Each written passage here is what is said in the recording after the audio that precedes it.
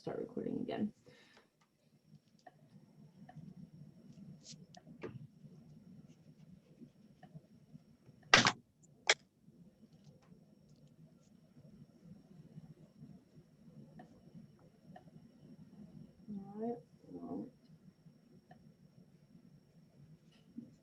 I don't know what I'm clicking that's wrong. It won't give me any breakout groups.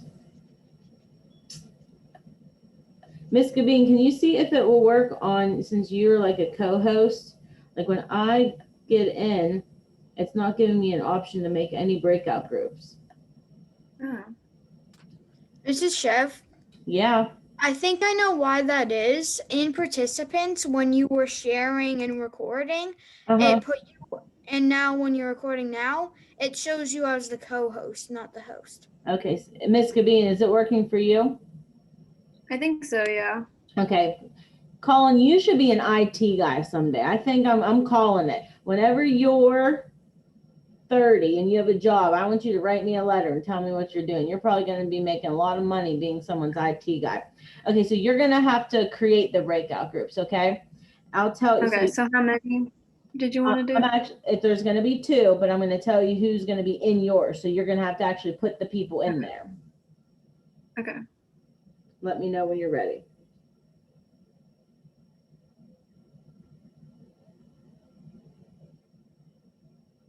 Okay, for the first group. Okay, it's going to be you. This will be your group. Be Olivia, Tyler, Noah, and Ilea. And then if you want to put me with the rest of the group, and then send us to our rooms.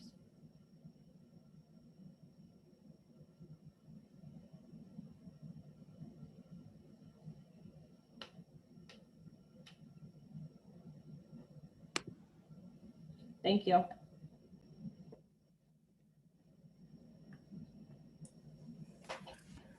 All right, we got our group here. Still some people joining. Okay, so this is the game plan. We're going to do a couple practice problems. And if you're confused about anything, please just unmute yourself and say, hey, lady, hold up a minute. Tell me why you put the 50 in the square. Okay, that's why we have these nice smaller groups. So then you feel a little bit more comfortable stopping me, okay? So if you're not sure why we're putting a number somewhere, unmute yourself and tell me to hold up, okay? Come on, give me an air pinky swear that you promise you'll do it if you're confused. Trace, come on. Everyone, Carson. You guys are too cool, aren't you? Too cool for air pinky promises. All right.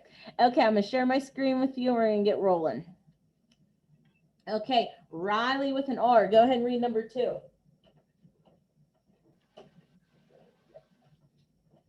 Solve 42 divided by 3 using an area model.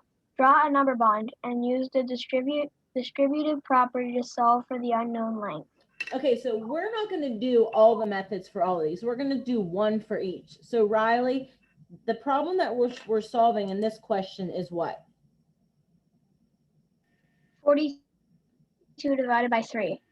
Okay, so Riley, I want you to pick. Do you want to do an area model or a number bond? Number bond. All right.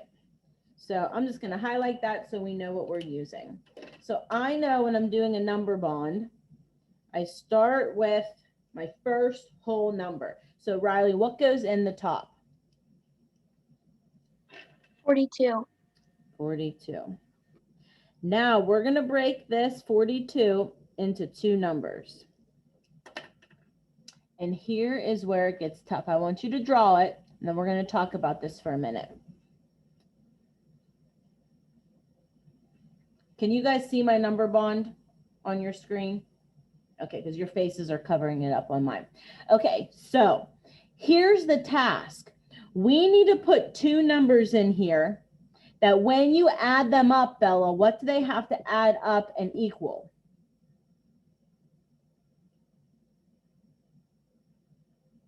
42. But Bella, not only do they have to equal 42, that you have to be able to divide both of these by what number? 3.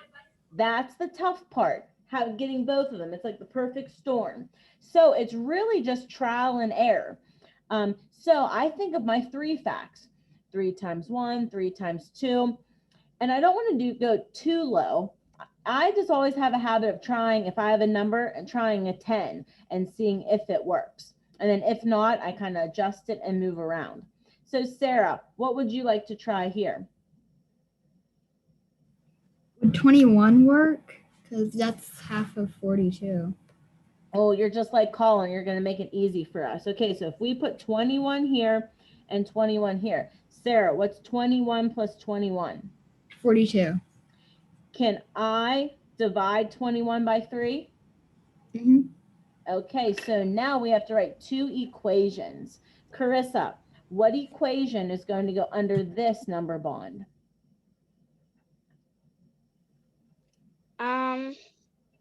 7 times 3. Or we're using division, but we can think of it like, so what are we dividing here? 21 divided by 3. Very good. And then what are we dividing over here? The same thing. Right.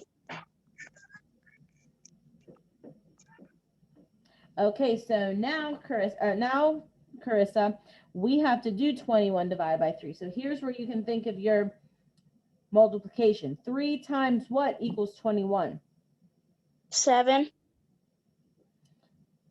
21 divided by 3? Yeah. Now we have to do this one too.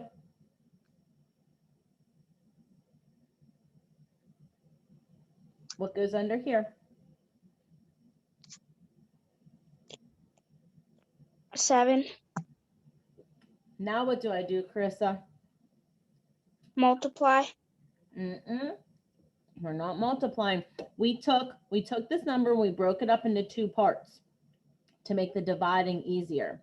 So instead of dividing this number by 3, we broke it up into smaller, easier numbers. So we divide this by 3 and this by 3, then how do we get a final answer? If I multiply these, I would get 7 times 7 equals 49. That's bigger than 42. So if we're dividing into 3 equal groups, we wouldn't have a bigger group than what we started with.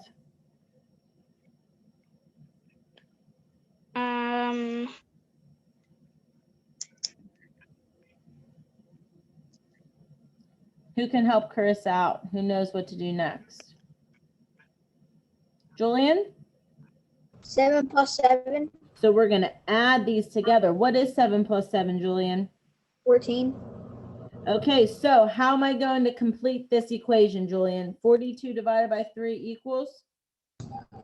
14.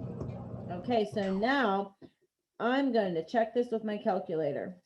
42 divided by 3. Are we correct? Give yourself a pat on the back. Good job.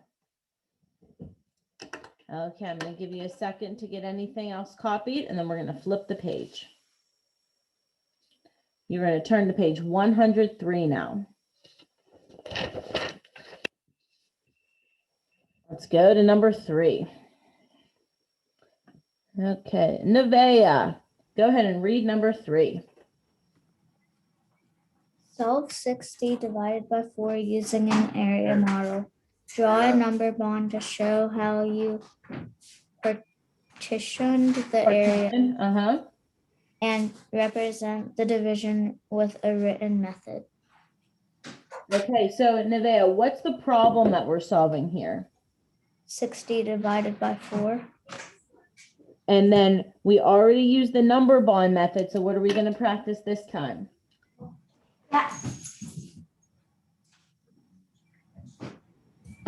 Written method? What, honey? Written method? No, yesterday we did number bonds, and what was it called with the rectangle? Area model. So this time we're going to use the area model. So I'm going to start by drawing my rectangle. Brian, do you remember where I said the best place to start is because we know what we're dividing by? How can I label this side? What's my divisor? 6. No. No, 4. 4. So now, just like your two number bonds, we need to figure out 4 times something, this number up here, this side length, 4 times this length equals what's in the middle. So we need to have 60 in the middle, but we have to break it up into numbers that are manageable for us, that add up to 60, but also can be divided by 4. Anyone have something they'd like to try? Thinking of your 4 facts. Peyton, I saw your hand shoot up.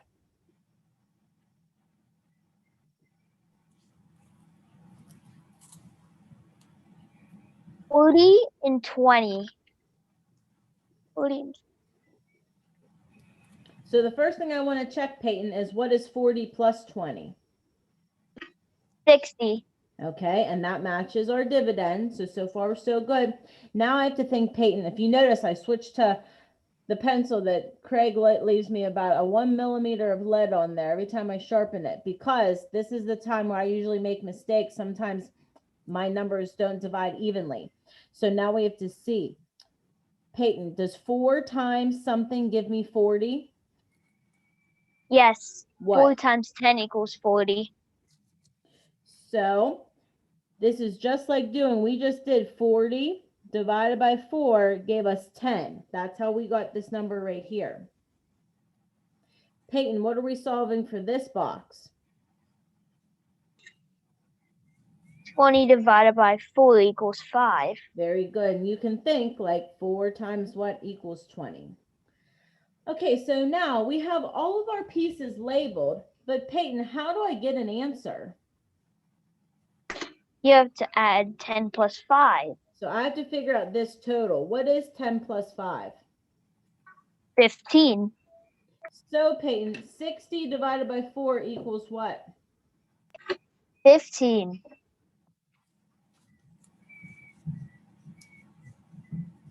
Okay, so let's try 60 divided by 4 equals 15. Good job.